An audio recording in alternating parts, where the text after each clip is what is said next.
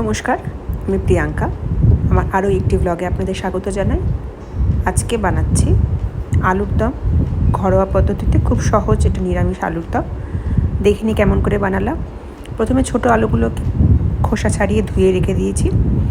এবারে একটু গরম প্যানে তেল দিয়ে একটু গরম হওয়ার পরে আলুগুলো একটু ভেজে নেব, হালকা করে আলুগুলো ভেজে নেব। এবারে এটাকে এর মধ্যে একটু দিয়ে দিচ্ছি নুন, একটু ভালোভাবে নাড়িয়ে এর সঙ্গে একটু হলুদ দিচ্ছি, একটু ভালোভাবে নাড়িয়ে নেব। গ্যাসটা কিন্তু আমি সিমে রেখেছি।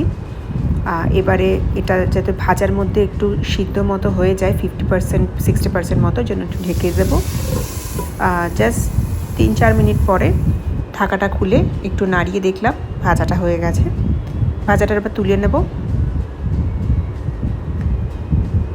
এবারে সেম কড়াইতে আমি আর এক্সট্রা কোনো তেল দিইনি, দুটো তেজপাতা, এলাচি এবং লবঙ্গ দিলাম এবং এর মধ্যে একটা টমেটো ক্রাশ করে একটু আদা কুড়িয়ে এর মধ্যে দিয়ে দিলাম, আর একটু জল দিয়ে দিলাম যাতে এটা পুড়ে না যায়। একটু ভালোভাবে মিশিয়ে নেব।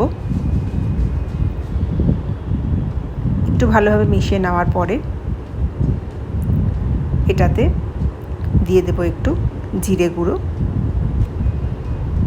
আবারও এটা ভালোভাবে মিশিয়ে নেব। এরপরে এখানে দিচ্ছি কাশ্মীরি লঙ্কাগুলো, এটা অপশনাল, আপনাদের ইচ্ছা হলে দেবেন। এবার আবারও এটাকে ভালোভাবে মিশিয়ে নিচ্ছি।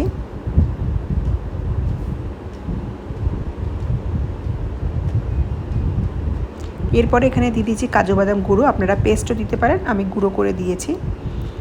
তারপরে এটাকে ভালোভাবে মিশিয়ে নেব। আবার মশলাটাকে ভালো করে কষিয়ে নেব। এরপরে আমি এখানে দুটো কাঁচা লঙ্কা দিচ্ছি, আপনারা কাঁচা লঙ্কা পেস্টও দিতে পারেন কিংবা আপনাদের পরিমাণ মতো কাঁচা লঙ্কা কম বেশি করতে পারেন। আবারও ভালো করে নাড়িয়ে নিচ্ছি।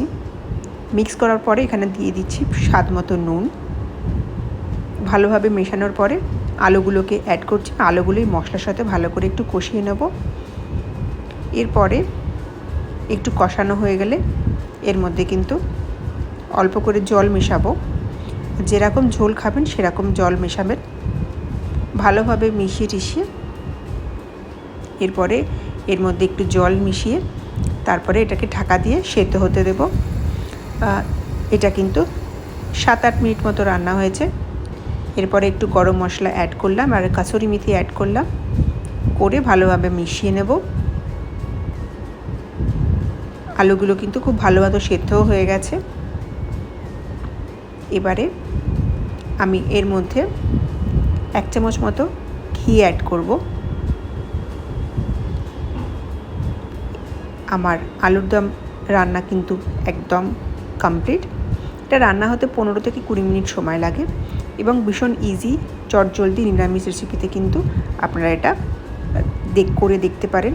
খুব ভালো হয় খেতে, ভাত দিয়ে রুটি দিয়ে খেতে পারবেন। যদি রেসিপিটা ভালো লেগে থাকে তাহলে একটা লাইক কমেন্ট করে দেবেন এবং শেয়ার করতে ভুলবেন না। টাটা।